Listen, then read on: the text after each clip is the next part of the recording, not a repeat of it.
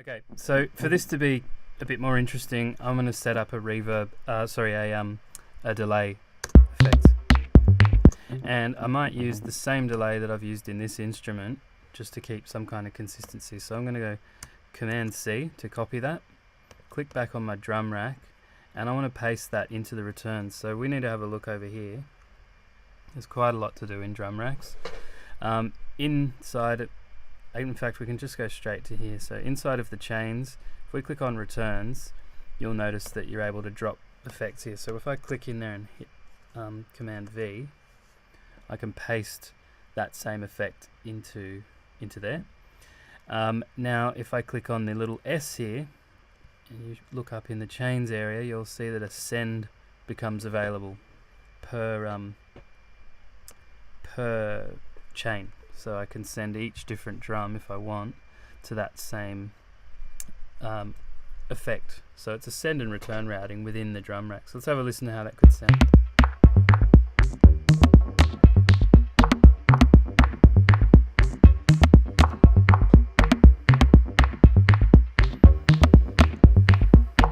Cool. I might play around with this setting because I want to change how it's behaving.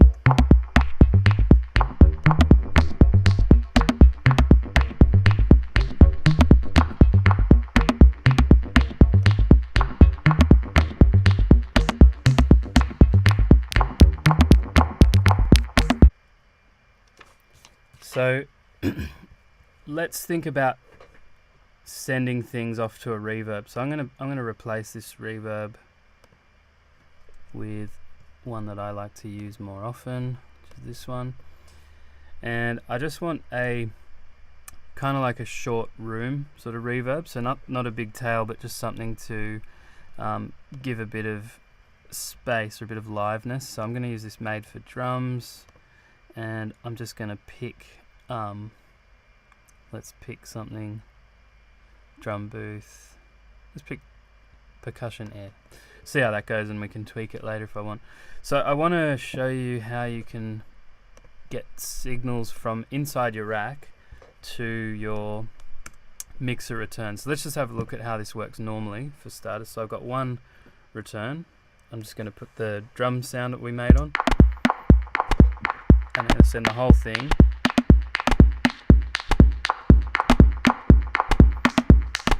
So that's with the reverb, that's without. Change this here. There we go.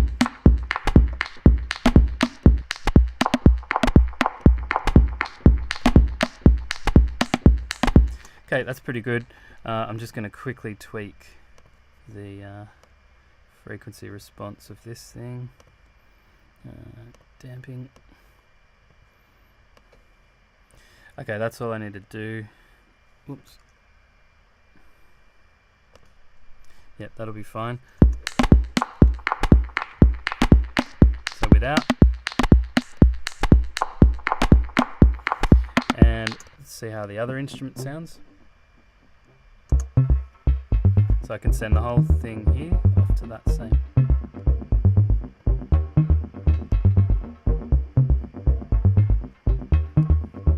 Right, what I want to show you though, instead of sending the whole drum kit to that reverb, there's a way of getting your drum rack cells individually, or chains, out to a mixer return. So that means, say you've got a reverb on your mixer that you want to use, but you don't want to send the whole of your drum rack, you just want to send some of the elements to that reverb. And if you wanted to, you could copy that reverb into the returns of your rack, but then you're doubling up on CPU, and you don't really need to do that. So there's another way to do it. It's a little bit of a trick, but if you right click in the returns down here, you can create a return chain, and it has nothing on it. So this one has the magnetic effect, which is the delay, and this one has no effects. I haven't put anything there yet. Now let's have a look at another option over here. So there's I/O.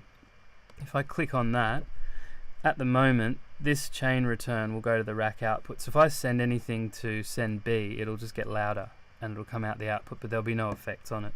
What I can do is click on this and send it to whatever return tracks I have in my mixer. Now that means if I send anything to B, then those elements will go through to this convolution reverb or whatever I've got up there, and that way I can get it in the mixer. And they're also available expanded out here up in the mixer. So let's hit play. I pretty much want to send everything except for the kick. I don't want the kick drum going to the reverb, so let's have a listen. Let's just take...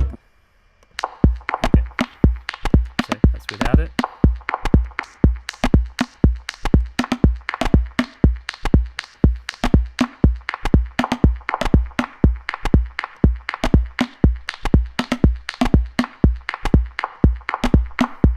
And I can even send the enable this send, and I can send this off.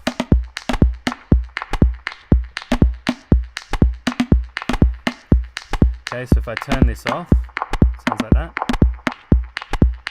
With it on.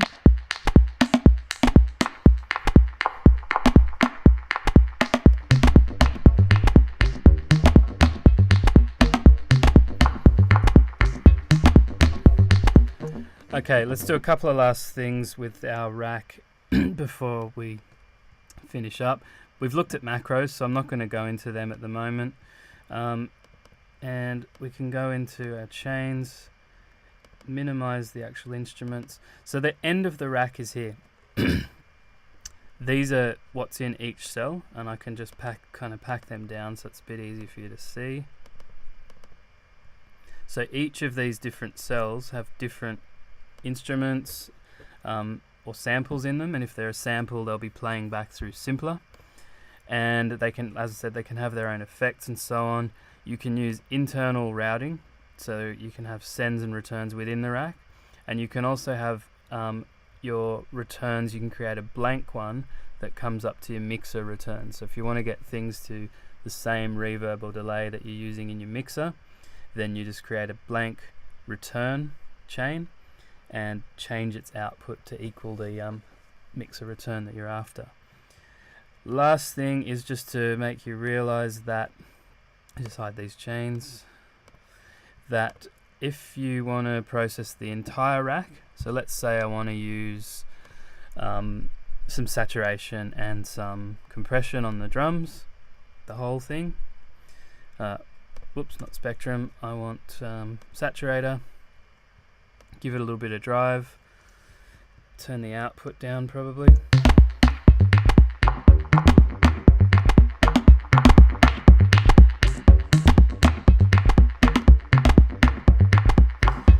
Okay, and a little bit of compressor.